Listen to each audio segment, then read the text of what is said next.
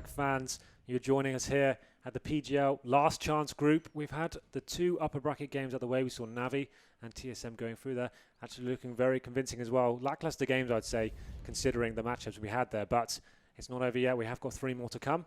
And first game up, and potentially a little bit more interesting this time, is going to be Kinguin versus Dignitas. So, how do we feel about this one?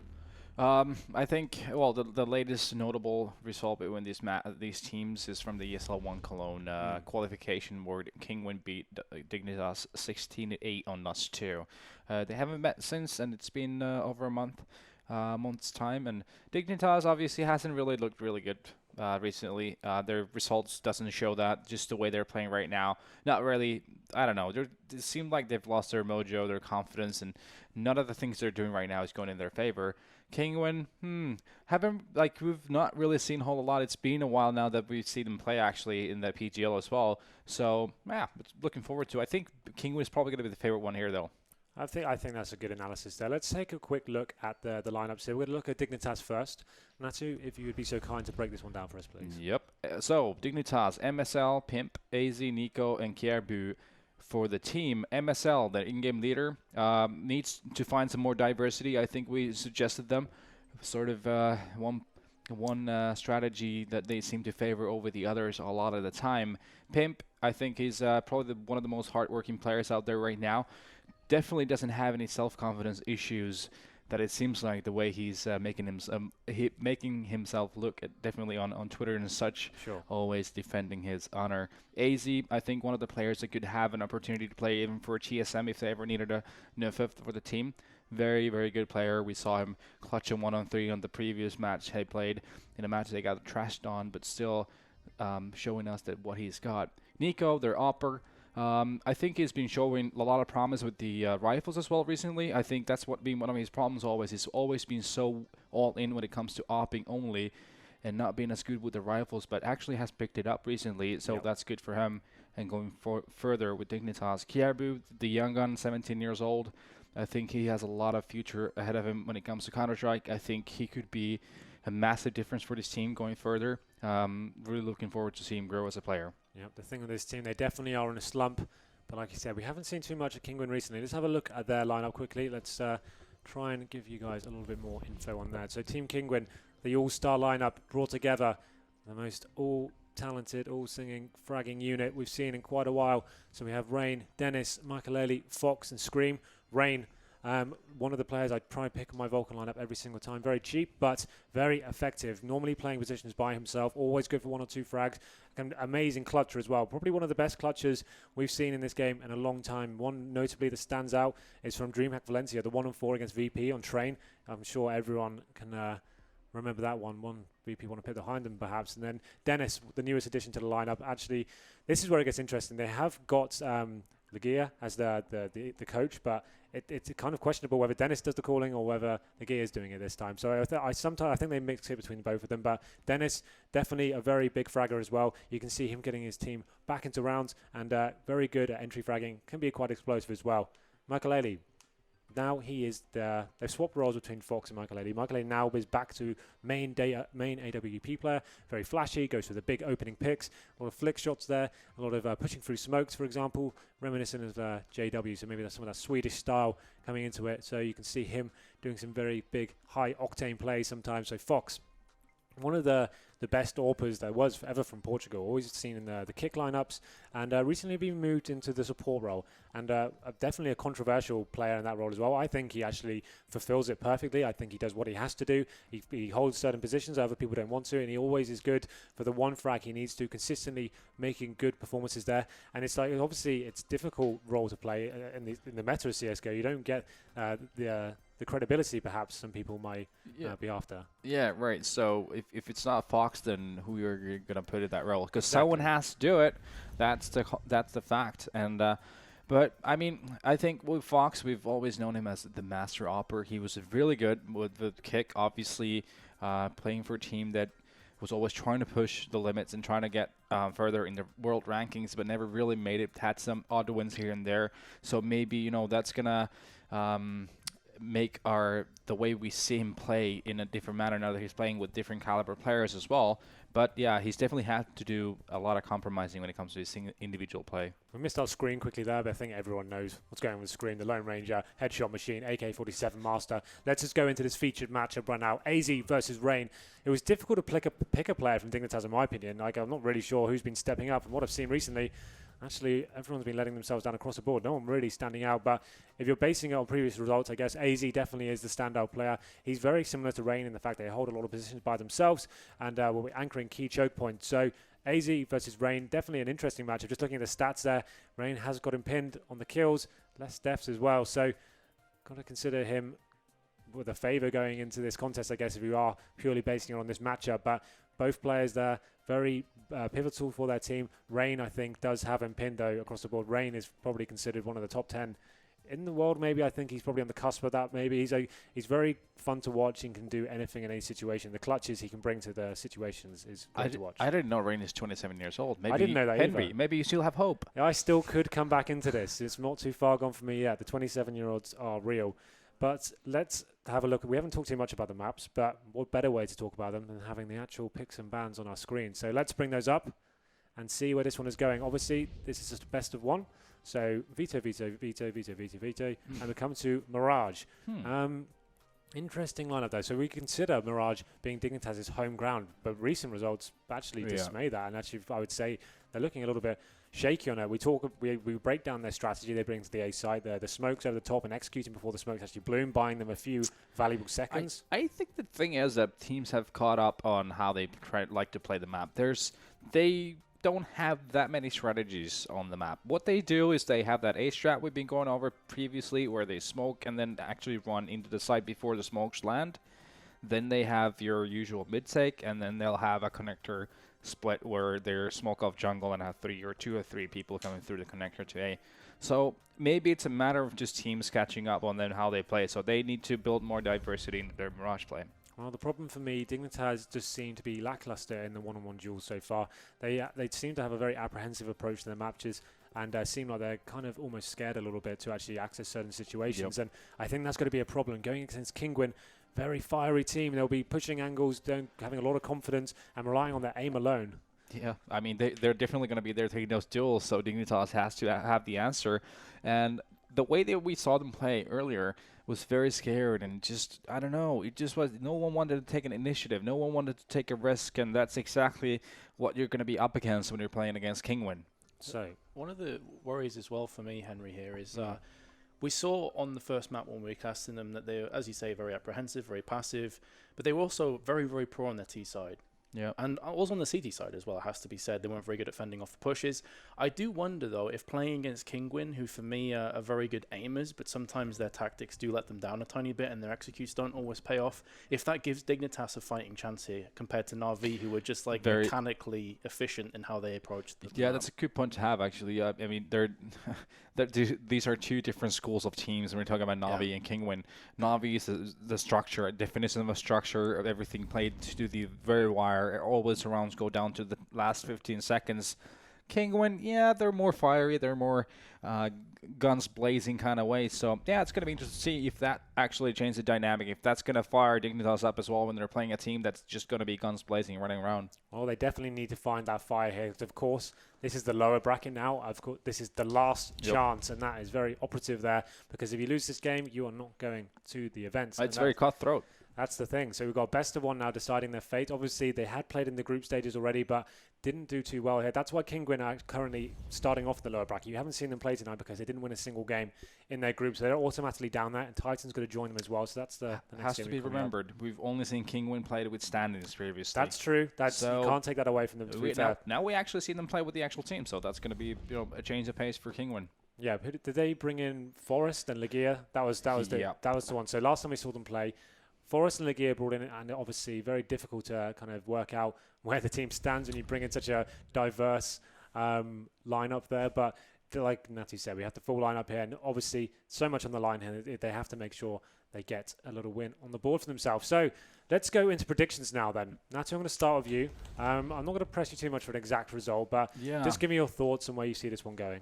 I do think just based on Dignitas' slump recently, they haven't shown me any indication of them just firing up all of a sudden and just being that team that we once thought they could be. I mean, they could be in the long run, but right now they're not looking like the team we thought they would be. So I'm going with Kinguin. It's not going to be easy for sure. I'm pretty sure this is going to go down the wire. We're going to have one of like 15, 12, 15, 16, 12, 16, 13 kind of games, depending on who starts on the CT side. I think it's going to be more important for Dignitas at this point, just how low their self-confidence has to be from these devastating losses they've had recently to start on the CT side or even in T side, as long as they get a good start and actually start building some momentum. Because so far, they've not had a lot of momentum going in their favor. And Metis, my friend, how do you feel about this one? Yeah, I would also edge ahead with Natu there. I think Kinguin will take this. The thing is, though, I feel Dignitas are in such a slump confidence-wise right now. They need to win the pistol rounds to give themselves a good start. And I actually think that Kinguin on their team have some of the best pistolers in the world. They have crazy good pistolers. So if they're winning the pistol rounds, that is going to in itself cause Dignitas issues to actually get that ball rolling. We saw in the previous game they weren't able to really do anything after that horrific start. What was it, 7-0 I think at one point? It was worse than that. Yeah, it was really hard maybe to even watch. 9-0 or something. And they never quite recovered from that. So I think we could see a similar thing developing here. I do agree though. I think, well, we said this last time as well, didn't we? We think it will be closer and it was another stomp. But I definitely do think on paper they should be going towards like 16-12, 16-13. So we just have a look at the lower third down there. We can see the predictions coming in from the various partners we have. So EGB favouring, it looks like it's pretty 50-50 across the board, to be honest. And another very close result there. Esport Gaming providing their stats for this one. Let's move on. CSGO Lounge, though. A lot of players investing their skins towards Kinguin there. And I guess that, to be fair, it's probably reasonable considering the form we've seen Dignitas in this evening. Kinguin on HLTV, they seem to be favoured there as well. So, Twitch TV, what do you say? Wow, they're really going for a landslide in favour of Kinguin. I think that's fair. I mean, it's hard to really base your prediction on fairy tales. You just have to base them on facts. And like we saw there with those numbers, they do really favour Kinguin at this point. Absolutely. I think, there we go. You can see their predictions. I didn't even have to say mine, I don't think. But I got a 1-0 anyway. But yeah. I feel the Na'Vi TSM game could split some of us. But until then, I think we're all going to be going the same way. So, Natu 1-0, Metis 1-0. So, I think we know which way this one's going. And it's going to be D Mirage, best of one. This is the last chance for both teams here. We have got one other game coming for you in the lower bracket. That's going to be Titan versus Mouse Sports. But we are going to jump onto the server. You can see, like I said before, there is going to be no home or away team. It's going to be a nice round of side-to-sides.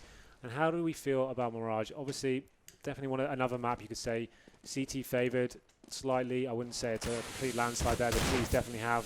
The way the mech is developing, especially this new mid control and the new smoke that's implemented outside CT connector, gives the T's a lot of freedom to actually gain control in certain areas, smoking off windows, smoking off connector. Then you actually have that option where you can burst through connector with a pop flash. Honestly, I don't think it's a far out from an 8-7 map kind of map. It's 8 for CT, 7 for T sides. It's always funny with a lot of maps, actually. I think Inferno, as a great example, is how first you have CTs learning how to counter one thing the terrorists are throwing at them, and then another thing the terrorists come up to counter what the CTs have come up with. So it's always this ongoing development when it comes to strategy and the balance on this map, just how teams start to learn how to counter certain things that the defense and the offense are throwing at one another. So I think it's come to a point with Mirage right now that it's pretty close to an 8-7 map, actually. Absolutely, I agree with that completely. I think there's definitely opportunities now for the T sides to have viable strats across the board and keep the T's guessing. The CTs definitely have to react and present a dynamic game. You can't just play the same setup every round or you will be exploited. Expect to see CT teams pushing up middle as well, getting into underpass, trying to get that initial frag and get themselves that advantage before the round even begins, really. So there's going to be a lot of that as well. We'll see contention on the short and connector areas. AWP players stepping up there. We've seen Nico in a very quiet night against Navi. I think he picked up 5 frags in that series, so he's going to have to fuck his ideas here if he wants to contend on this one. He's one of the AWPers that like to sit around the CT spawn area. Potentially not as flashy as some of the other guys on this map. See Carrigan, he likes to favour the short area and sometimes the ladder room. Gets boosted up as well, and he's one of the guys you see running around. So yeah, I'm fairly sure, especially from Kinguin, we're going to see a lot of heavy mid presence on the CT side. they're not going to be letting Dignitas get any map control without consequences. So probably that triangle of death is going to happen with connector, short B, and window. I worry as well for Dignitas on a map like Mirage, and you guys highlighted this before, that mid is pretty essential. If they play as passive as they did earlier and give up mid every single round and start giving up short as well, this is where Kinguin can absolutely battle. Like, you can get up, you can start boosting into window, you can get around the back of them, you can go into ladder room. Like, things begin to get very, very dicey for the CT side. So I'm hoping that Dignitas have a bit more confidence in themselves this time. Yeah, also for Dignitas, I think definitely when you're playing Kinguin, we always have to pinpoint the fact that they have had some communication issues, especially in situations where teams are throwing fakes at them. They seem to either undercommit or overcommit to fakes and rotations. So that's maybe one thing Dignitas should be looking at, thinking maybe, throwing a fake here and there. But to do that, that requires that you'll be good at entering, and that's something they were lacking on the previous match. So it's going to be all on that. Well, it seems like the players still getting on the server. I saw some chat going on about using alt accounts there, so maybe a little bit of a technical issue, but hopefully we'll be underway very shortly. Let's remind everyone at home, this is the best of one. Whoever loses this will be out and not attending the event. Last chance really is true going into this one. We can see, talking about the coaches as well, so we've got Legia coaching the Kinguin side, and obviously Zonic coming in for Dignitas. And Zonic, ever since he joined, it seems, I don't want to be rude, it seems like the team may have got a little bit worse. Yeah, I mean, the hard part is always, especially if they're trying to implement new sort of a way of how they do their rounds and on what point they do certain things and so forth. It's always going to be a bit of an adjustment period for your team, for people to get really accustomed, especially if you're really switching your style of play from one to the other. It takes a bit of time, and with official matches going left and right with teams, it's never that easy. That's the thing. Obviously, the coach being brought in, he's got a different idea of how to play the game and how he wants it to be done.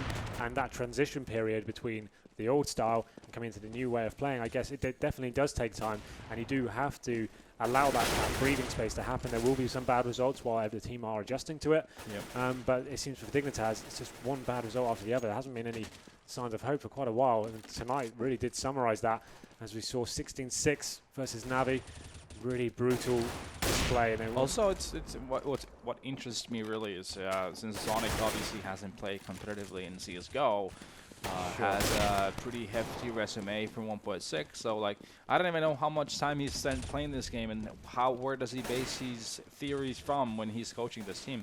Well, that could be the thing. Sometimes the coach role can be split between a very heavy tactical influence, where we see Legia, for example, we know rumoured to be the in-game leader, and obviously will do all the homework and try and help the team like that. Or you've got the other mentality of the coaches, when they've obviously got a lot of Counter-Strike experience. They know what makes teams gel, how to calm certain situations down and make sure arguments are contained. And so I guess that's what we need to kind of work out. It's always a bit of a mystery of coaches, and I'm still not sure which style I prefer. It's a fine art. It's a lot of things that affect the outcomes.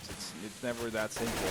Just one thing you have to fix. It's always going to be a complex of different aspects and things you may not be able to really have any effect on yourself. That's the thing, right? So the coach could present the best ideas and the perfect response to what a team's doing, but at the end of the day, Counter-Strike, if you break it down, it's just a game of reactions and who can hit their shots. And who does the less mistakes. Yeah, exactly. So there's only so much you can actually influence as a coach. You could have the best idea ever, but if your team aren't hitting shots or they're making mistakes, like you said. Whoever tuned in last night when we were doing Fnatic on Train and we broke down that round where Flush went to T-Quad and basically won that round by himself, that's not a strategy. That's Flush just being excellent at reading the situation, making that push correctly to CT Quad when the CT was reloading his weapon there, and then ultimately getting 2 more kills and the round was over with. So a lot of it, like you said, is intuition. It comes to players doing things themselves, and to have that intuition, you need a lot of self-confidence. You need to have a lot of hours in game to play this game, just to just get the routine going. So and there's so much more than just strategy that goes into Counter-Strike as well. And that's something you can't teach as well, right? That's something a player either has or they don't have. Of course, you can point it out, you can point them in the right directions, but ultimately either a player's going to pull off these crazy clutches just down to pure game sense, pure reaction speed, or they're not. And I feel like coaches sometimes get a bit of a rough ride, you know, things they can't control. Yeah. Also, there comes the mental capacity. Like if you're not 100% focused or you're not into it, you're going to be tunnel visioning a lot, and that's one thing. You get information from other players which you should be reacting to, but because you're tunnel visioning on your own POV so much, you're hearing the information but you're not acknowledging that information, and that's when the split-second difference comes. When you're supposed to react one way, that would have been changing that round, but you're not, and then things go south. So yeah, there's a lot of it. I think it's an interesting subject, actually, that hasn't been talked about enough. We didn't see too much of it in other iterations of the game. Like some teams would have someone standing behind them, but the coach thing's definitely been huge in CSGO. It seems like almost every top team now bringing in someone, even if it's just like you see Kinguin versus Pro. I don't really see him as a proper tactical leader. He's more to kind of control the emotions of VP, right? He's just making sure he can have the input, suggest things, but I don't see him as an in-game leader. You want to, in my opinion, the in-game leader needs to be left to a player, essentially. You can feel all the little nuances, you can hear the sound, and you can actually get that gut feeling. We talk about Karrigan as well, leading into bomb sites, being the in-game leader and being able to make those split-second decisions that win rounds. There's so many millions of different factors and variables that go into winning duels in CSGO. Timing can come down to the millisecond, and it's definitely an interesting subject. One I was thinking about writing an article about recently, just to actually kind of get a little bit further into it and see what the actual effect is and look at the different roles these coaches play and see if that's something that can be analysed a bit further. But here we go. I think we're ready for the match to start. Good feeling, guys. That works. Actually, interesting conversation as well. Yeah, do the article, dude. I'll definitely read that. I'm always very interested in stuff behind the scenes as well. I don't think it gets enough spotlight. And on top of that as well, you know, you look at the players.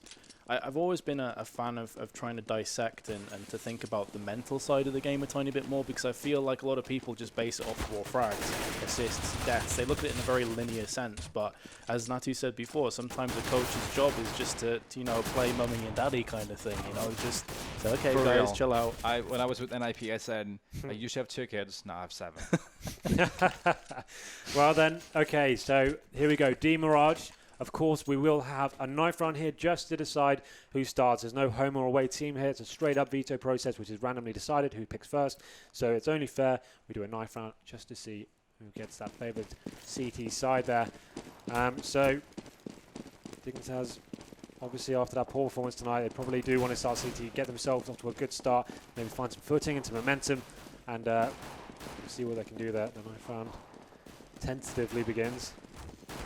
So again, we're expecting all of this to go CT because we all agree it's slightly CT-sided. Slightly. It's not like a landslide. Most of these maps are kind of developing into more I don't equal feel it's the end of the world to lose this knife. Like, obviously, you'd rather get CT, but you can still get a lot of rounds on T side. Yeah, there's always the other side of it. If you win that pistol round on T side, win that first weapon round on T side as well, all of a sudden you have the favor. Everything's going in your favor, and your opposition is going to be doubting themselves. So.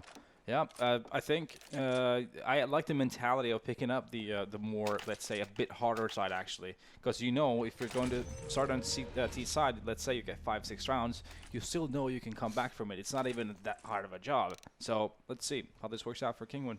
I was about to do a massive introduction and set the scene and bring some theatre with my nice bassy voice, but seems like one of the players is missing from that. Would have been a bit of a damp squib if I'd done that, so I won't go into that just now. Seems like we're missing one player there. Who is that missing on the Kinguin side? Whoever it is. It's Rain, isn't it? I wish I'd hurry up. No, Rain's up. Rain Monster. Don't know. Oh, right, yeah. Rain is there. No one seems to know what's going on. I think it's Fox that's missing. He comes back in.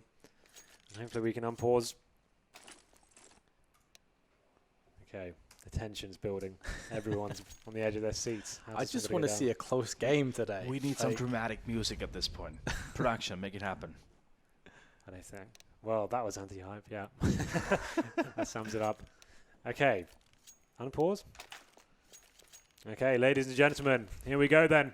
Team Dignitas versus Kinguin on Mirage. Last chance. Best of one. One map to decide them all. Here we go. He's going to see Kinguin now. One man. I wanted to go that One far, but I thought it might be a bit cringe. One opportunity. So with 3 sets of armor for Kinguin, you can see 2 utility players. A lot of the people heading towards the B bomb side as well. You have to assume 2 smokes, 1 towards kitchen, maybe 1 towards short as well. And just bursting out with one of those flashbang. You can see the CTs now. Only 1 player jumping up. It's going to be Kiabi. Now the execution comes in. Yeah, 1 HE, and the Defuse kit instantly gets wrecked and didn't really do a great deal of damage on the way down either. Dennis just rushes straight through, living up to his name, Dennis Beast. With 2 entry frags, he will be traded out from Nico, but the damage has surely been done. Bomb planted, no utility, no kits on the side of the CTs, and the Defuse kits dropped on the opposite side of the bomb site as well. So this is not looking good for the CTs. They need to start picking up some frags. It's gone a one-on-one trade in the last couple seconds, and maybe there's a glimmer of hope, but there's Scream once more. I was talking before about how good these guys are in the pistol rounds. It's all down to Nico. He's been spotted, and look at Makalele's position as well. There is such little hope of Nico getting anything done here. And there we go. Kinguin get the round. Yep, Dennis happened there. Getting those 2 entry kills, and was pretty much over with. When you're getting 2 entries rushing B like that, you're not supposed to lose the round, and Kinguin did not do that either, locking it down in that 1-on-2 in the end, in trade manner, creating a crossfire. Just doesn't really give any opportunity for the CT to retake the bomb site. Yeah, I like those smokes towards short as well. It really does isolate the bomb site and allows you just to focus on one area. But we can see now 2 AKs being bought. Fox is going to go straight up that lower ramp. Dignitas once again having discipline tonight. They're not forcing the second round like we normally see them do. They're actually going to get some Desert Eagles out. Can be very powerful on Mirage. But here comes the set piece from Kinguin. No messing around. Smokes go down. And they should be finding their way into the bomb site now. And AZ opens things up actually onto Makalele. Yeah, opens it up even though Molotov landed. They must have had a kind of guess that maybe that push would come in. But here come the return frags. And the terrorists actually losing some weapons and taking more damage here from multiple angles. Scream down to 14 and also Rain's down to 24, but they have just about won the round. That was Rain saving grace for Kinguin. Actually, it was looking a little grim when they entered that bomb site. Him getting those 2 first kills, jumping into the side, really did wonders, and ultimately won the round for Kinguin. So, going into round number 3 now.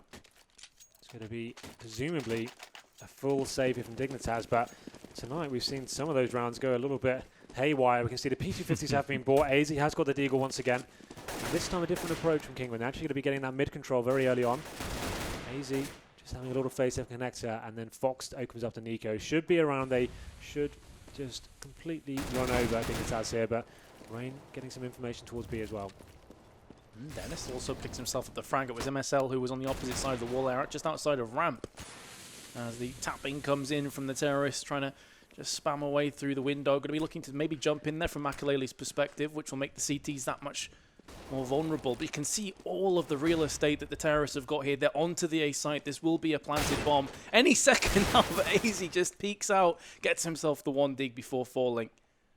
But still, Kinguin in pole position here to pick up their 3rd round, surely. Absolutely, you can see a little bit of a chance for some kills. Makalele shuts it down with the Tech 9 there. Didn't really need to invest too much in that round. You would assume he's going to pick up the AWP. He actually doesn't, gets the AK out. So, First real contest happens now. One of the most important rounds of this match, basically the first weapon round here. Dignitas need to show some aggression, some confidence when Kinguin's going to try and run it over them. So this is the round after that discipline in the second round. They actually will have an AWP. Nico's going to be leading the charge on that one. You can see him there. Very conservative approach as well. Nico not peeking middle all too much. The thing is, look at all 5 players from the terrorists. They're going to be going for that B pistol strat once again, it seems. The smoke's down on short, and a simple pop flash coming in, and then utilising their aim here. This could work very nicely, actually. KRB in a very similar position. This is almost a mirror of the pistol. Great camera work there, just showing him back away to the site, trying to buy up enough time for the rest of Dignitas to get into close enough proximity. Him dying by himself does nothing for their team, but it looks to be going the way of Dignitas. 3 frags in quick succession. Just Fox has answered back. Kirby still alive. He has been the lone survivor for quite some time. And there is Nico to finish things off nicely. Good hold from Dignitas. Look at that fast rotation from Kinguin. From Dignitas. AZ being on the site like 5 seconds into that situation taking place, and Gabby as well he took the smart move of just staying all the way back here behind the bench, just waiting for the terrorist to jump his way. And yeah, Kinguin really had nothing going for them. A apart from that plant because of all the smokes. I think there was a distinct lack of flashbangs there. It seemed like the CTs, although the smokes were great and they isolated a couple of players, it seemed like it was too easy for the frags to come in. Nico, fantastic little no-scope there, actually finds 2 frags himself, so he's come to life all of a sudden. Very quiet in the first game here tonight, but we see Michael now has got the AWP. Nico in the window, and he's going to be waiting, holding that angle. We can see that it's going to be Michael actually in the Palace this time, so he's not going to be showing too much mid-contention. He's just going to work a pick there. Spots Nico actually, and will take him down with a headshot. That's a fantastic opening pick there for the Kinguin. Yeah, Nico just staying out in the open a tiny bit too long there and does get himself picked off. So that gives the terrorists now a bit of breathing room through mid. You can see that they're completely exploiting this weakness. Nico moved out, originally from window because of the smokes. So it's like Kinguin trying to poke and probe and put Dignitas into a precarious position right now. Yep, you see Kinguin pretty much letting go all of middle. They're playing 2 on A and 2 towards B. There's sort of 2 guys actually between the sides here. AZ is playing jungle. Pimp is also playing window outside of it. MSL getting that pick, equalizing the situation. Nice little frag there from Dignitas. That now alleviates some of the pressure that was being applied directly from Kinguin, but they do just take it once more. AZ's been picked off now. Missile could be completely crucial, and he gets shut down in shadow, which just makes this funneled into CT boxes. There is Dennis leaving KIB by himself. He is on short, and that is going to be another round to Team Kinguin, and a very comfortable round in the end as well. Yeah, disastrous situation. Dignitas picking up a round and losing the one That's after. the nightmare. Yeah, that's the nightmare situation when you're CT, but has to be pointed out, Fox, what a great round for him, getting those 2 picks, coming through connector, initiating that push from A-Slow for the 2 of his teammates, basically single-handedly winning that round for them. Yeah, very decisive kills there. Getting up onto Sandwich, finding the kill in shadow as well. Opens up the bomb site completely. Left Emerson in a very difficult situation. Retaking from CT spawns, always a difficult affair. People are always going to be checking that area, ready for your face. And KRB does survive. 3 players remaining for Kinguin as well. They save the AWP. Fox is going to pick that one up. You would assume he's going to hand it back over to Mercoletti. He has, like we said, taken over that role as main AWP. And why not? Because if you remember, Mercoletti actually opened up the fragging there. Nice little headshot, and that's what we're going to see right now. Bang! Straight there in the head. Goodbye. Yep, and then Fox ultimately actually utilizing that gap that Michaeletta was able to create, getting that first pick early. So now we have the full eco, like we said. That's actually the gun as well. KRB saved the rifle, and that gets taken down pretty quickly. They should be able to recover it, though. It did get taken down towards the window area, but no one picked it up yet. Now the terrorists know what's being presented to them. They can read the economy here. Players heading towards B. And it seems like they will be aware as to what's going on. Just trying to flush out any sort of positions the CTs could be hiding. What's worrying me a tiny bit, though, in these rounds as we're just seeing the eco bash come to fruition from Kinguin is Nico, as soon as he gets smoked out of window, he's just like relocating onto the site, and that one smoke completely gives up mid from Dignitas. Like, there's no aggressive play. You said before, Natu, about controlling mid, trying to get picks, and they haven't done like that. Yeah, that's when you see players like JW just jumping down the middle through that smoke and trying to take that play to the terrorists instead of falling back and playing the pace that the terrorists are trying to bring it to you. So, yeah, definitely a good point there. Nico is one of those guys who doesn't necessarily take those risks when he doesn't feel like he has to, when he probably should, actually. Well then, that is round number 5 in favour of Kinguin. Dream start for them, winning the pistol. And then, like I said, this things has in a little bit of a precarious situation. See, MSL has got money to drop the AWP, but it's not going to. It seems like it's going to be a full rifle buy here. Nico going to be forced to go on the FAMAS as well. He actually opts for his scouts. Can be a powerful weapon. It can be used very viably towards the B apartments. This is a mouse sports moment right now. Yes, but I'm not sure they have the same caliber of scout play that Chris J can present. But let's see how this one goes down now. Scout, like you said, towards middle. It'll be difficult to take down Makaleli here. She actually opts to fall back here and go to a more passive mindset. Certainly the case, but again, look at Dignitas not really doing anything in mid, just allowing them to push right up through Kinguin. Already in 5 rounds. They're in really good shape, honestly, and they've been efficient rounds as well, right? It hasn't necessarily came down to the last couple players. Typically, they've took sites, they've got kills, they've easily planted the bomb and then just taken it home from there. So, big struggling. Wow, Rain just spammed AC through those that wooden towards the stairs, getting that first pick, but then MSL getting that one back. Yeah, equalizing things up nicely, but the tower is still in pretty good shape. The only one downside, I suppose, is the bomb has been dropped just outside of the T-apps towards the spawn.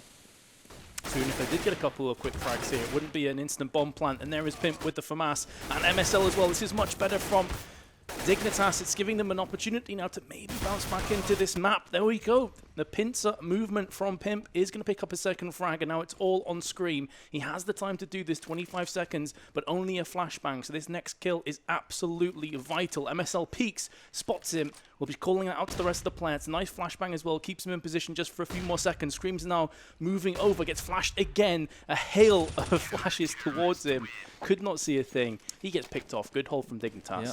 Pimp doing a lot of work there, pushing short, getting a pick there in a crucial moment to connector, and then actually pushing into connector to seal the deal, basically making it a 1-on-3 for Scream, not able to make it happen there, and it's a 5-2 scoreline. Dignitas trying to get back into this game. See Nico there burning her eye. The scout not doing much for him. Difficult situation for him.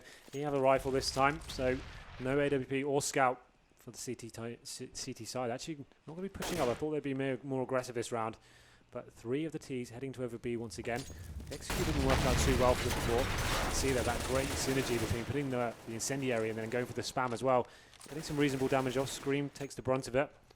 And now, see, terrorists haven't really decided what's going on here. One player, maybe Dennis, holding towards A, just making sure no flanks and information can be ascertained from the CTs. Yeah, Kinguin really just playing mind games right now with Dignitas, trying to keep them in position. And it's important as well, I feel, that they don't just keep going for mid all the time and get predictable. They are trying to keep the Dignitas side on their tiptoes and on the edge of their seats. That allows them to more efficiently go through mid, as we see MSL just peek right through. I think a flashbang was just beforehand as well, so good teamwork from Dignitas, and that opening pick is definitely going to give them a good chance here to fend off the onslaught once more. Here comes the push though. AZ's still behind the boxes, looking up towards Tetris. The Molotov will force him out of position, and he gets traded out. However, MSL still on top of balcony, is doing work.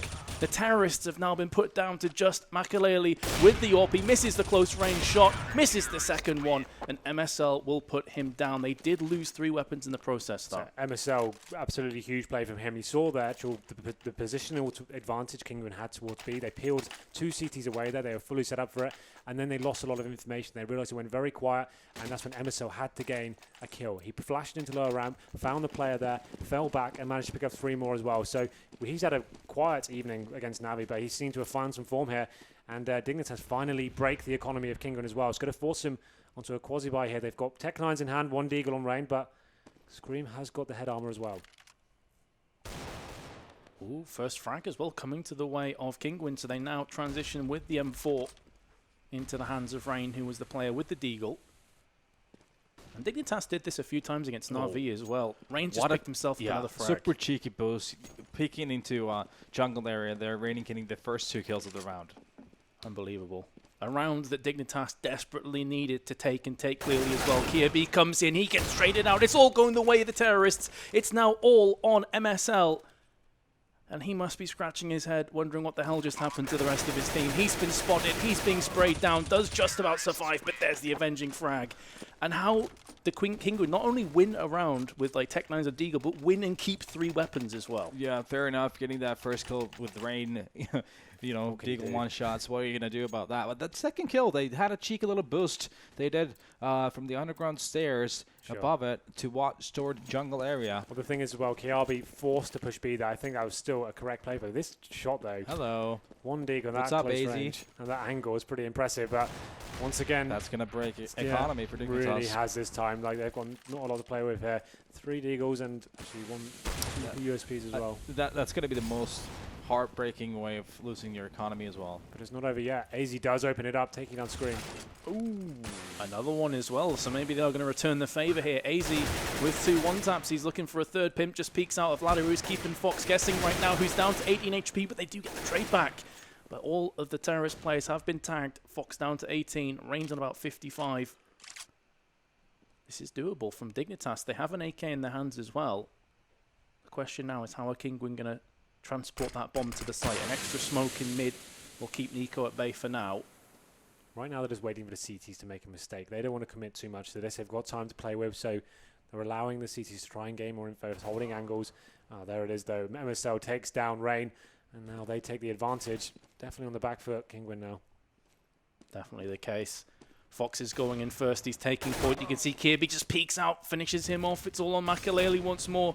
He was unable to clutch it last time. This time it's a much more difficult situation, and he gets picked off from Nico. What a round from Dignitas. So they lose the anti-eco and then win their own eco. Yeah, 2 rounds in a row where Deagle is the decisive weapon. Easy with those 2 big kills, obviously, making it a little bit easier for Dignitas.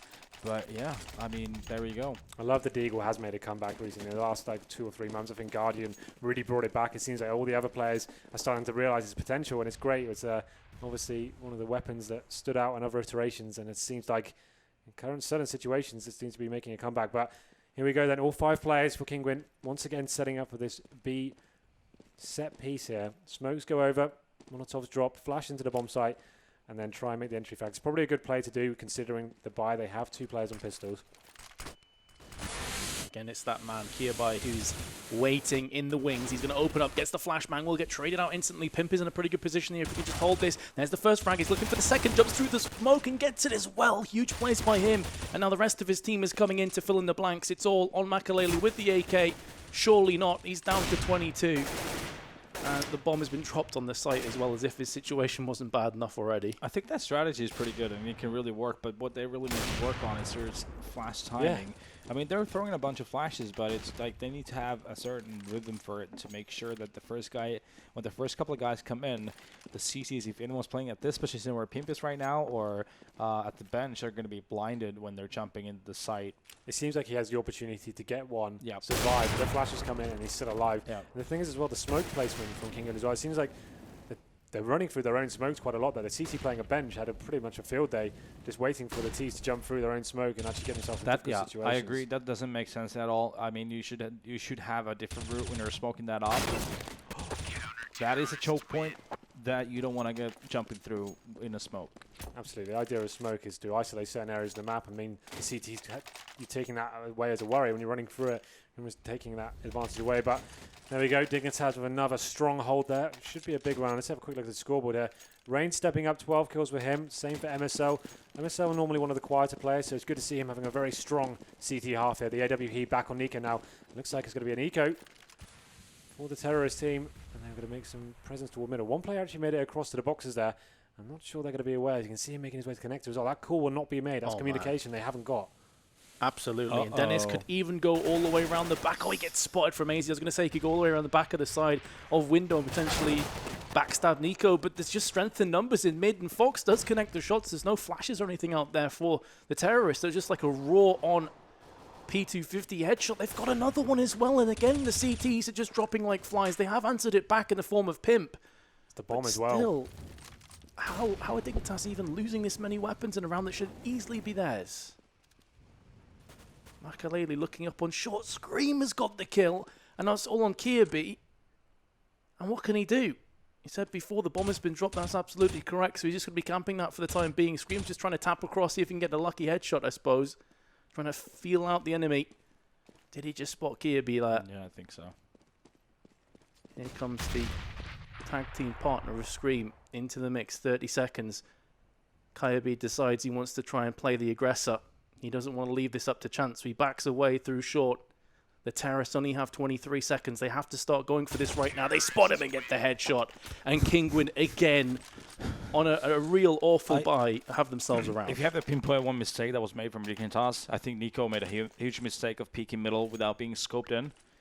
Basically just showing himself the middle and got destroyed right after. I think the op even dropped down to middle. Makalele got the op. And he actually got one of the kills as well. So that just escalated way too quickly. Really back and forth game here as we go into 7-5. Dignitas has been broken once again. Kinguin maybe slightly running away with this one as it's another round. You have to favour them. As I say that, we have seen a lot of ecos going in. It's been a weird first half, I would say.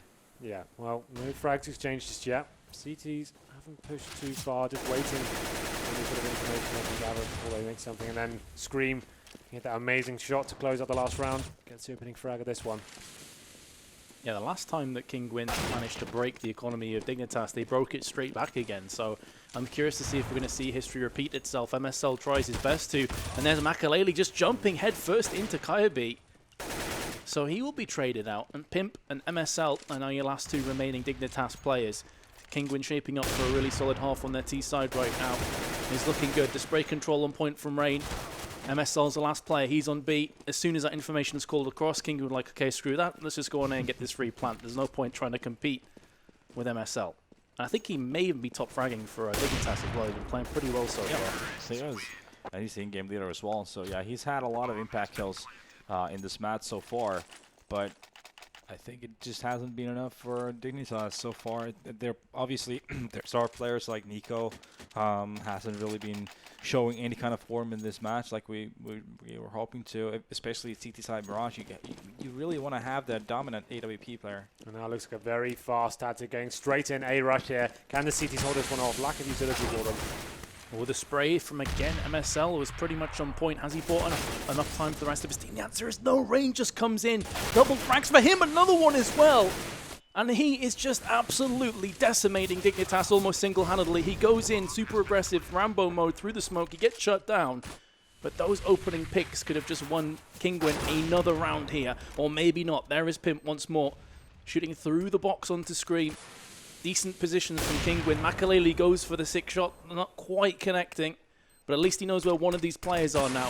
In actual fact, they're both over there, so it's going to be pretty much down to his teammate right now to try and fend this push off. And Fox is moving in. He's spraying through the smoke, picks up the first frag. That should be enough to clear this round out. Kirby switches to a pistol, can't do the damage, and Makaleli wins. That's why we have Rain on our Vulcan team, right, boys? Absolutely. What can you do against that? It was a great read by Kinguin. They knew they had Dignitas on the ropes in terms of the economy. They wouldn't have the incendiaries or enough utility generally to actually hold them off. And these entry kills from Rain, this is why we have him, one of the world's best fraggers, clutches, you name it, he can do it. And what an entrance that was onto the A bomb site. 3 headshots as well. Crazy. Stellar stuff from him. And look at the money now. Go to the last round for Dignitas. MP9s, FAMASs, shotguns, pistols. It's going to only go one way if Kinguin play their cards right. There it is. It finally comes. A jump shot works out for someone in CSGO. Oh my. Ripping pepperonis. Kiyaba is going to be feeling that tomorrow. He's got absolutely wrecked. And $900 odd well spent as well on Rain, by the way, guys. Good job on the Vulcan thing. Absolutely ridiculous. MP9 in the hands of him. And a Max 7 as well is not enough now. There's Rain again, once more on point. This is shaping up to be a 10-5 half. It's all on Pimp now with the aforementioned SMG. He has picked up the first frag, but the bomb's been planted. And this is definitely not where this SMG excels at long range. And there is Rain once more. 10-5 to Kinguin. Yeah, another blissful half for Dignitas. It's not looking good at all. I mean, this is one of those situations where, you know, we know Danish teams are pretty famous for roster shuffles, and it's coming down to a point where I think you can assume people are starting to think to themselves, this is not working.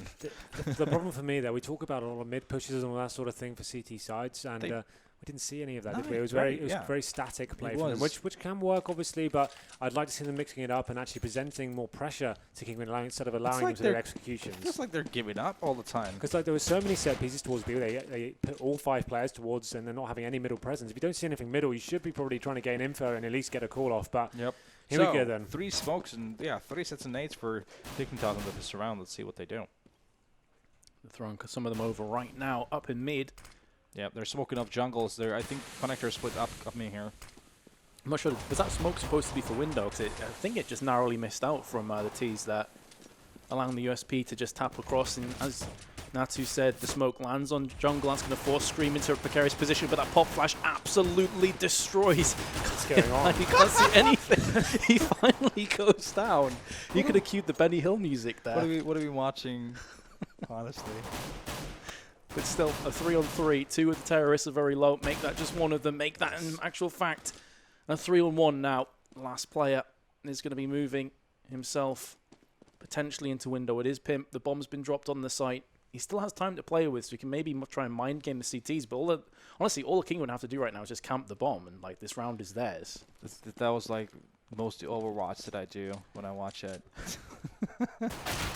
Well, Makaleli is going to be the first CT to fall there. Like you said, didn't really have to do anything in that round. As long as they had honest crossfires, it should have been absolutely fine there. Pimp does find an entrance now. He has got time to play as well, 20 seconds, but Dennis having an absolute beast of around there.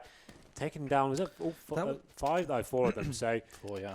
Lovely stuff. What was weird there, I mean, obviously Dignitas executed that split to a perfection, and then they got up on Connector and everything, but then they got stuck waiting for those people that were in jungle instead of trying to get control of the CT spawn and making it harder from that angle from Kinguin, and stalling themselves way too much. Just another distinction of a lack of confidence to me. It just showed, like, seems like they just don't have any decisiveness in their pushes. I feel that's the key storyline tonight. Is just a complete lack of confidence with Dignitas. Well, seems like that confidence is going to be coming back. It shows a heavy presence towards Connector now. They have been spotted. The CTs are going to be aware of this. Fox taking down Nico there. And it seems like a flurry of frags coming in for the CTs. Kiabi is going to be the last man remaining now. He's just going to be camping towards the short area, though. With the bomb in hand, I think the idea was get the attention on A and get a cheeky plant down. But that's not going to happen now. Michael should finish this one off. Hasn't got the best weapon for the job here, but there he goes. Job done. Yeah, and to be honest, even if he doesn't get that frag, he's got like CTs pouring out the woodwork from kitchen as well. So there's pretty much no chance that bomb plant was going down, as you say, Henry. And well, there you go. Dignitas now with a 7-round deficit. Yep.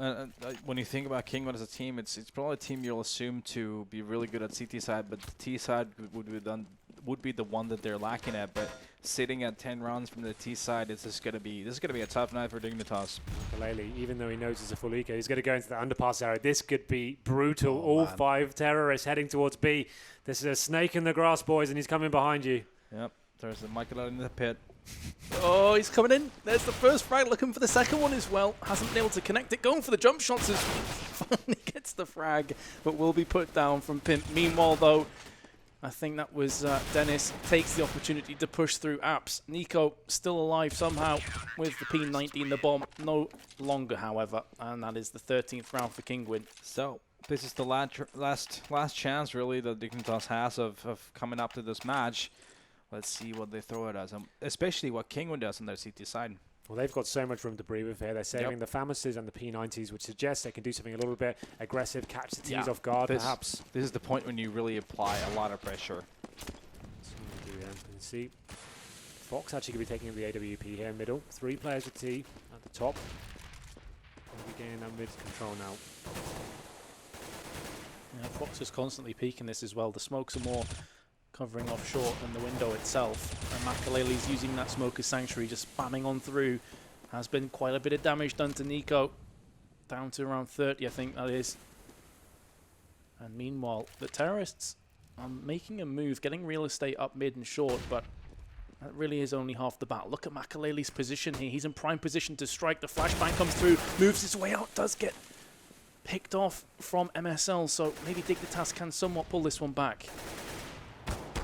It's not looking good, is it? There's the taps coming through. Kinguin with 2 quick fire frags, courtesy of Dennis, will leave us in a 2v3. Dennis has spotted himself another player, does heavy damage, inflicts so much hurt onto Pimp. He's down to 14. He actually drops down onto the site as well, but the bomb's been dropped. Meanwhile, here comes Scream and Dennis both chiming in with frags. And maybe this last lifeline is starting to circle a drain somewhat from Dignitas. Kaya B, what can you do from mid? He's stuck in his horrible position in the window as well. Not really much he could do there. And it's going to be a simple frag to finish it off a Scream. And now, what are you going to do in this situation? 1 point away from dropping out of this last chance qualifier. Just having to force buy into this one. I felt like Dignitas had the opportunities here. They got the first kill, I think, even. They got that connector control that they always seem to be striving for, and then trying to push short, and that's when everything fell apart, basically. Goes without saying, this round is huge. Fox once again showing a lot of presence in middle. 4 players from the T's going to be showing themselves. Fox takes down Nico. Pimps answers back though, and AZ actually taking down Makalele as well. Good spray coming through as well from Reyno. Will stop Dignitas from pushing through there. Did get a frag through the smoke. I think that was a headshot on Takayabi, which will put Dignitas in an advantageous position for now. Pimp rushes on through with the Tech 9, claims himself a frag. It's all down to Fox. The guy is capable of pulling these plays off, but he's only down to 38 HP. And there's no rush either. I mean, he could pretty much just pull back and save the AWP. And they've got so many rounds to play with. What's the point in throwing this away? Exactly. They have so much room to work with. Dignitas just throwing a desperation run there. Just trying to wreck and run with the Tech 9s, which obviously is a viable option and how the CSGO meta right now works. And that's Dignitas picking up their 6th round, which seems to be like a... Yeah, probably they're just another example of trying to postponed it inevitable. Yep, I would have to agree. Obviously, they're not out of this yet. Still, like they everything to play for. They need to make sure they can stay in this. This is the last chance saloon for them in more ways than one. If you don't win this game, you are out. You are not going to the LAN final. So they need to keep holding on. They need to stay positive, take round by round, and make sure they can concentrate on the greater goal here. Still, not out of the realms of possibility. You know, this is their home map. And they should be stepping up at it. Look at this mid-aggression. That's what we're talking about. We didn't see this from Dignitas. Scream just be running straight up middle, and it seems like a set piece coming in straight away from the terrorist side. Implements for the frag, and KRB joins in as well. Even though they do die, they got so much information there and a kind of mixed bag of weaponry from Kinguin. That being said, though, Pimp is low. Dennis has picked himself up a frag. He really has started to show up to this game the last few rounds as well. He's been putting so many shots down range and putting bullets on faces. Bomb has been planted in the meanwhile, though, from Dignitas. You can see the overview of the map right now. The positions are pretty solid from them as well. So this should be a clear-cut round and their 7th round on the board. Again, though, that would still require them to get another 7 rounds in a row to just take us even. Too tall an order? I'm probably going with yes. I would say, like, if you're talking purely objectively, then yes, it's going to be too much. Yeah, definitely. I mean, you know, it's not unheard of, obviously, on this map, but I think how these rounds have shaped up so far, I think Kinguin's been getting too much room with frags, and the rounds have been too close, except for that one maybe, that it is probably eventually going to end with Kinguin winning it. Oh, then let's have a look at the scoreboard here. We see Dennis, 22 frags for him. Rain chipping in as well with 20. And MSL, talked about having a very good first half. Haven't really lit the squad up too much in the second half here, but once again, Dignitas expending all 5 players towards the A side of the map. And so they'll be going for that very fast set execution with the smokes as well. Aggressive push up from the CTs as well, just trying to hold off onto balcony and Shadow double stack it. It was a good opening pick from Kyobi. He could go for a second one as well. He does land it. This is much better from Dignitas. Very aggressive, confident play. And they are going to reap the rewards as well. And this is already pretty much just round over. Yep. Well, obviously, save from save from Kinguin, so you would expect Dignitas to pick it up as well. But hey, the little difference from previously what we've seen Dignitas running that strat is that this time they actually waited for the smokes to land before they went for the attack. Because I guess they're aware at this point that a lot of teams are aware of the way they like to do that strat. So just a bit of a niche detail there that I noticed. Well, we have got an AWP. Fox is going to be ruling that one. It was a little bit of a force by that from Kinguin. Say this, I don't think it's going to happen. As MSL is hungry for blood, chasing him down. Actually won't catch him. I think they may just do KRB. He's going to come in the back there, and actually manages to get the last second headshot there, taking down the AWP, and that's going to be pretty massive considering the money isn't great in the CT camp there. No one will be actually able to afford the AWP going into this round, so that's a great kill to close that one off. Another very confident round for Dignitas there. And this is when you get to this stage of the game and you know you're so far gone, all of a sudden you lose that pressure and the feeling of actually having to stay into it, and you just think, okay, let's just play our own game and see what we can do with this. Fox not going to have that AWP now, so potentially another round on the board here. Damage coming in middle, but MSL does make it to the mid box. We'll be smoking off the window now. Yeah, I was going to say that the smart play here from Dignitas surely is to go for mid again, because they know there's no AWP on the side of the CTs. Yep, and at the same time, it's really important for Kinguin to apply the pressure and play that middle as aggressively as they have, and not start falling back too much. Going for the early aggression here at Dignitas. Smoking connector is going to stop their push, but also stops the CTs from getting valuable information. And that bomb just kind of lurking around mid. So mid control has been resumed from Dignitas, but now they're going to get caught here as Fox just catches MSL kind of darting around looking for a potential pick, but Dignitas do bounce back incredibly strong. I thought that round could potentially be over just off that mistake. But as it stands, it's a 2-on-2 now. Yeah, what a peek from Pimp there as well. A lot of weird things happening this round.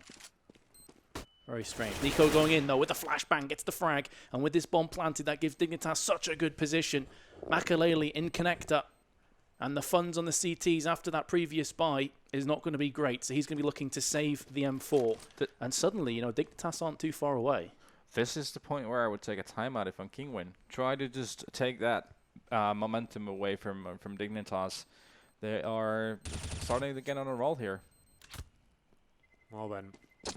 But still a long way to go for Dignitas, obviously, but I think Kinguin, let's have a look at their money now. You can see they're actually on a pretty dire situation. They have saved 1 M4. I hope they don't force into this and actually make the situation worse for themselves. That'd be horrible. Potentially getting some P250s. They have got Makaleli with the M4, so I guess sending him towards B, trying to get an early pick in the B apartment, something like that. Maybe send him up middle again and to see what they can do there. But pretty convincing round so far from Dignitas. A lot more confident going into the bomb sites and showing some individual skill as well. You can see Rain has invested into the round slightly. He's got the 5-7 in armor. And it seems like 4 members of Dignitas now. They're aware of the economic situation. We'll be going over a very similar B play. Let's see how they approach their smokes and whether they utilize the same choke points. Here that Makaleli is completely by himself. He's got the 1 assault rifle in the hands of the CTs, and he has picked himself up 2 frags all by himself. It's a solo effort. He's still alive and kicking. He's very low. Finally gets put down, but valiant attempt there from Makaleli. I thought maybe he's bought up enough time for the CTs to get round the back and do significant damage. That's not the case. The bomb has been planted. And this is going to be Dignitas on their 10th round. And, well, the comeback hasn't quite been completed just yet, but it's definitely getting towards that stage now. Well, Makaleli did everything he could in that bomb, so we said that M4 would have to pay dividends. Picking up 2 frags there, so not bad at all, but never not going to be enough there. Now Dignitas make it to double figures. It seems like there's a glimmer of hope at least. The rounds have been very convincing, and Kinguin can't seem to find some footing here. Nice work from Makaleli there, to be fair. Yeah. Good entrance frags, but not going to be enough. I think Kinguin should switch it up a bit. Maybe try to get a pick from A Palace, P House, or something like that. Try to get an early kill and make a statement to Dignitas that we're still here fighting for this. Fox has got that AWP once again. He's going to be taken down though. Nico coming to life in this second half. He gets the AWP advantage there. He's now got control. CT's actually pushing offshore. Makaleli spraying through the smoke, taking down AZ there, neutralizing the situation. Nice job of keeping Kinguin just about in this round. Although, again, as we said before, these even trades will favor Dignitas, especially as they will be picking up confidence now, getting these rounds consecutively. And maybe Kinguin going to start to doubt themselves somewhat. MSL, again, just opting to get into connector. I noticed the terrorists are often getting into connector as well. They're getting into that position a lot, which definitely will keep the CTs guessing. So, in the meanwhile, MSL can just bide his time and wait here until the rest of his team comes through ramp and potentially executes onto this site, then have a quick cheeky peek towards Shadow or potentially jungle. He's now pushing straight through. Oh, he gets traded out from screen. That could be absolutely curtains for Dignitas. If he lands that frag, it should be their round. As it stands, though, both Dignitas players are locked into position, and Kinguin get their 15th round on the board finally. This is obviously the danger zone for Dignitas now. They need to do 5 rounds straight in a row, lose that little bit of comfort they had. And Kinguin finally finding one. Been a long time coming, but they've managed to do it. And now we can have a look at the buy. Fox once again got taken down by Nico last round, but he will be picking up the AWP once again. Nico probably looking to challenge that as well. You can see 3 players from the terrorists heading towards mid, probably been deploying that smoke. Scream fancies his chances here. They actually be facing from connector. There's going to be a lot of mid presence from the CTs here. 2 players on short, connector players as well. They're going to be going for a face. They want to get that initial pick we talked about and then potentially falling back. Makaleli's consistently tried to do this, going up short, getting the cheeky spray downs through smoke. This time he will get caught. And I can understand getting the information, but maybe a bit predictable. He's done that 4 or 5 rounds in a row now. Oh, Dignitas with the opening picks again, and that's completely opened up the B side. Just the one player in kitchen who's coming round. I don't think there's a great deal that Kinguin can do about this round. I mean, do they have half a mind, do you think, just to save these weapons again? Just like give At this this up? point, they should. Yeah, as obviously. soon as the bomb goes down, that's it. 3 and 5, bomb is down. Get away, clear it, clear the premises. That's the thing. Save the weapons. They're going to be going into the next round $1,400 each, so saving the guns is definitely the option they want to go on. They don't want to go in with absolutely nothing. So this time, at least, if they can save 2 rifles and They can drop. AWPs, they can drop some guns and they have a much better chance. Look, there's still got 5 rounds to go. There's no point going all in here and causing yourself more of a deficit that's already been incurred. So MSL's aware of this situation. We'll be going for the push here, trying to find what he can in terms of CT. Scream takes him down. And it looks like the Kinguin players will survive there. And obviously, we're going to round number 27 now. And Dignitas are in touching distance at least. They've got 4 to go. But like we said, just take each round as it comes and make sure we're just concentrating on that goal and not looking towards the bigger picture here. So just checking with the scoreboard again. Seems like Rain and Dennis haven't had too much impact since we last looked at the scoreboard. Actually, a pretty quiet affair for them. But Dignitas, all 5 players going towards A, and you have to assume that set piece coming in once more. This could be a good player. They know the economy is pretty wrecked. Rain could be a huge player in this round as well. He's pushed up. Using that smoke to his advantage. Going to be pop flashing, pushing on through here. There's players left, right, and center. He doesn't get any of them. AZ, was that all flashbang? I'm not entirely sure. I didn't see from his perspective, but still, that was a crucial frag that comes through. And now Kinguin have got themselves back a frag at least. But there is AZ once more. And it's all on Dennis. He has been pretty prolific this game, but he gets shut down as well. Makaleli from the CT box is going to follow suit. It's all on Fox. This is going to be such a tough ask from him. He can see where the bomb is, and he's landed the first shot. This is now doable. 55 seconds. Flash is going to force him out of position and allow Dignitas to get this bomb planted. They know exactly where he is. There's no threat from CT spawn side. Fox has a grenade, a flash, and also a smoke. The grenade is behind the wrong boxes, so it's not really going to do anything to Dignitas. Up on the stairs now, looking for a head to try and pick off the shoulders of one of these players. Relocating back towards jungle right now. He's trying to tap across through those boxes. He gets caught and gets put down. And Dignitas win yet another round, and Natu does not look happy. Just another example of how small margins just change it around there. Rain trying to go in with that pop flash. Had he been able to get 2 kills, it would have been a completely different scenario. Obviously, that horribly just backfired on him. And Dignitas taking those very important first picks, taking over that bomb site. Fox not able to clutch that 1-on-2, and Kinguin in another save round here in 12-15. Team Kinguin. Yeah, Rain potentially having too many options on his screen, couldn't decide who to kill there. Ended up absolutely nothing. But like you said, we go into round number 28 now. Full eco, 14 Kinguin. They've got a few 50s, but this is a round you have to assume is going one way only. It seems like Dignitas finally have found some form here. They're looking pretty formidable on this T side.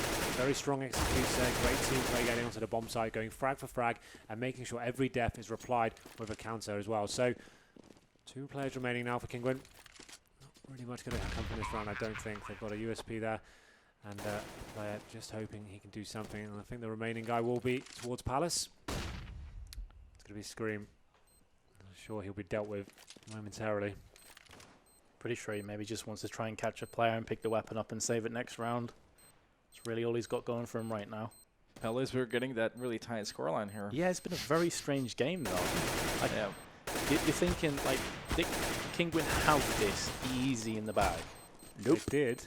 We thought it was just a formality at this yeah. stage. We thought it was getting back into it. I said, oh, at least it's not an 14, embarrassing scoreline. what was it, 14-8, right? So Yeah. it's similar what Yeah. Fnatic came back from against Envy at the major final. Dust 2, right? Yeah, that Yep. was actually very true. So another bye for Kinguin, but this round, I lose this one. Obviously, it gets very scary at that point. He's going to have very little money going into the next one. And I'm believing. I think Dignitas are looking pretty sharp right now. I can see how this works. They're going to win this round, and then Kinguin is going to clutch it with like 4 scouts. Once again, that full execute coming in, and now Kinguin showing a lot of presence towards middle. This could be perfect from Dig. If they can do this execute fast enough, they're actually going to have an almost empty bomb site to come into. Rain Big taking kill. down KRB, though. That was a huge impact kill from Rain there to just fend off the push. Allow the CTs to get into close enough proximity to strike. And here we go. This could be Dignitas circling the drain right now. The last 2 players are extremely low. Here comes Fox for 1 and 2. And the comeback, although Rain, nicely done, is not quite enough. even though he only got 1 kill that round, I think, still that was the biggest kill. Not letting Caribou get that early ground on that site. Well, that's it then. The spell has been lifted. They will not be going to the ball. It was a nice try from Dignitas. Oh, yeah. Getting very close there. 13 rounds on the board. We thought they could do it, but at the end, it just came down to an individual play from Rain, getting that initial frag, got the information, and allowed his teammates to rotate back from middle. He just bought them that 2 or 3 seconds extra to come back there. Exactly. So all came back to us. Have a quick look at the scoreboard now. Let's see where the frags did lie and who was stepping up for Kinguin especially, I guess. So pretty equal effort from them, 22-22, 17-23. So you have to say no one really going huge on their side. Actually a pretty decent team effort. I think some of the biggest fraggers from the first half were pretty quiet in the second. Rain and Dennis pretty absent, apart from Rain in that last round there. But looking on the other team, Kiabi really stepped up on that T side, I felt like. He was one of the great entry players, getting onto the bomb sites, very confident on the set pieces as well. He was looking absolutely fantastic. So it was a much better game, one we'd kind of hoped for, but it was obviously a little bit too late once again from Dignitas. They had a great comeback into the game, but we always knew which way that was going. Let's have a quick look at the heat map as well, see if that paints a little bit of a clearer picture for us as to where the frags did lie. Kinguin on their T side seems like they heavily favoured the jungle and connector area, utilising that well, getting kills towards short as well. A bomb site A, heavy area of contention. Yep, there's a significant difference between Dignitas and Kinguin when it comes to B bomb side. Kinguin a lot more kills towards that B bomb side than Dignitas.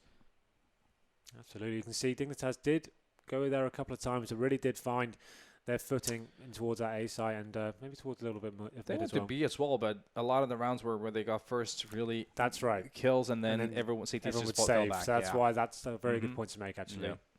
So let's have a look at our MVP. There it is, Fox, actually. Yeah. So that's a player we talked about. He played good. Yeah, I think so, absolutely. I think as a player we were talking about before the game, saying he doesn't get enough credit for what he does. It's a difficult position, and I'm sure He has to compensate.